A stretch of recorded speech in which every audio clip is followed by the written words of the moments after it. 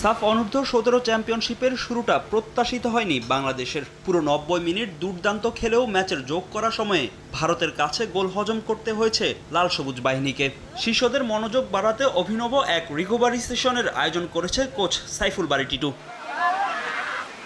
ভুটানের থিম্পু শহর থেকে প্রায় ঘণ্টা খানেক দূরত্বে ওয়াংচু নদী, সেই হিমশীতল নদীর জলে হাইড্রোথেরাপি নিয়েছে পুরো দল।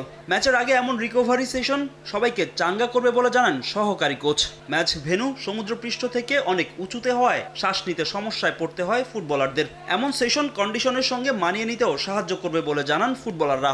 এই এক্সপিরিয়েন্স আগে কখনো হয়নি, অবশ্যই এই এক্সপিরিয়েন্সের জন্য আমাদের আগামী ম্যাচটি ইনশাল্লাহ অনেক চাঙ্গা হবে। সবাই একসাথে আইস বা সেশনটা কমপ্লিট করছি, সবাই এনজয় করছি, ফটো সেশন হয়েছে, এটা মাইন্ড ফ্রেশ হয়েছে, আমাদের জন্য অনেক ভালো ছিল বিষয়টা। মানসিকভাবে ছেলেরা যে চাঙ্গা হবে, যে সবাই একটা মোটিভেশন, একটা ভালো দিক হবে, এই জন্য আমাদের এই সেশনটা আজকে রাখা।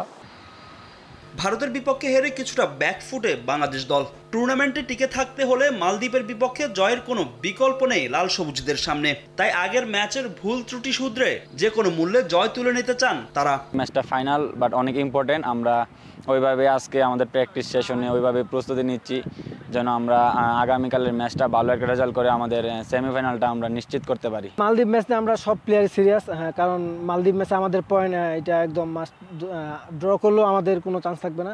তো আমরা মালদ্বীপ ম্যাচ ইনশাল্লাহ আমরা উইনের জন্য মাঠে খেলবো। এই গ্রুপে বাংলাদেশের সঙ্গে আছে মালদ্বীপ ও ভারত। প্রথম ম্যাচ জিতে গ্রুপের শীর্ষে অবস্থান করছে টিম ইন্ডিয়া। ফাহিম ইসলাম, সময় সংবাদ।